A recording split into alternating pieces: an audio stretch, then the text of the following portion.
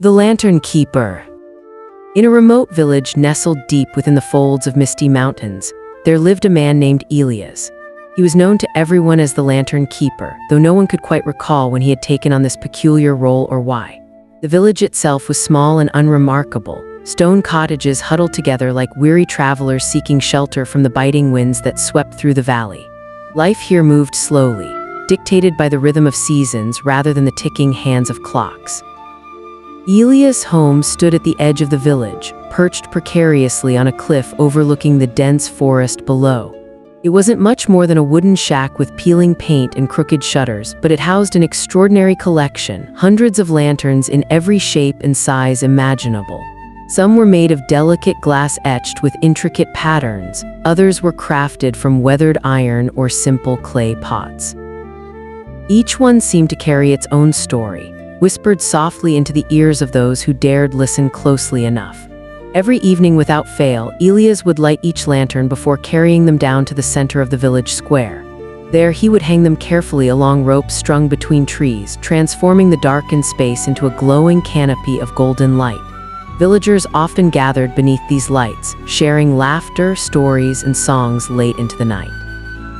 Yet despite his daily ritual, Elias rarely joined in their merriment. Instead, he lingered on the fringes, watching silently as shadows danced across smiling faces. No one questioned his actions, not even young Maris, the curious baker's daughter who had once tried following him back to his shack only to be turned away with a polite but firm shake of his head. Over time, people simply accepted the Lantern Keeper for what he was. An oddity, perhaps, but one whose presence brought warmth and comfort to their otherwise harsh lives. One particularly bitter winter, however, things began to change. A blizzard rolled in unexpectedly, trapping villagers indoors for days on end. Supplies dwindled, tempers flared, and fear settled over the community like a suffocating blanket. When the storm finally broke, leaving behind drifts of snow so high they nearly swallowed rooftops whole, the villagers emerged cautiously, blinking against the sudden brightness of sunlight reflecting off the icy landscape. To their dismay, they found that many of the lanterns had been damaged during the storm, some shattered entirely, others bent beyond repair. Without them, the nights grew darker, colder, lonelier. Despair crept in, seeping through cracks in doors and windows until it felt as though the entire village might collapse under its weight. It was then that Elias did something unexpected. Rather than retreating further into solitude, he began visiting each household in turn, asking if anyone needed help clearing snow, fixing broken tools, or tending to sick livestock.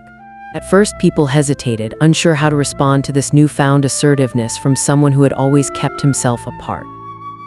But as days passed, they noticed something remarkable. Wherever Elias went, hope seemed to follow. He didn't say much, preferring instead to work quietly alongside those struggling most. When old man Hargrove fell ill, unable to chop wood for his stove, Elias arrived unbidden with an armful of logs and stayed long after the fire had been lit, ensuring the old man ate and rested properly. When little Leela tripped while playing near the frozen river and twisted her ankle, Elias carried her gently back to her mother, wrapping her leg in strips torn from his own scarf. Slowly, almost imperceptibly, the atmosphere in the village shifted. Neighbors started checking in on one another more frequently, offering assistance where once they might have turned away. Strangers became friends, bound not by blood but by shared hardship overcome together. And though none could explain exactly how or why, the sense of isolation that had gripped them all began to loosen its hold. By springtime, when snow melted away to reveal budding flowers peeking shyly through thawing earth, the village bore little resemblance to the place it had been just months earlier. People laughed louder, worked harder, cared deeper. Even Elias seemed different somehow, his shoulders less stooped, his eyes brighter, his smile more frequent. One evening, as the sun dipped low on the horizon, casting long shadows across the now-repaired lanterns hanging once again in the square, Maris approached Elias. She held out a small clay lantern she had made herself, painted with swirls of blue and green. "For you," she said shyly. "Thank you for everything." Elias stared at the gift for a moment before taking it gently in his hands. His lips curved upward in a rare grin. "You're welcome," he murmured, voice rough with emotion.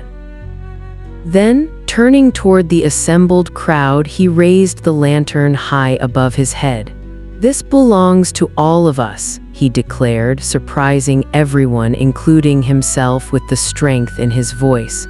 "Let it remind us that even in our darkest hours, we can still shine if only we choose to see the light in others."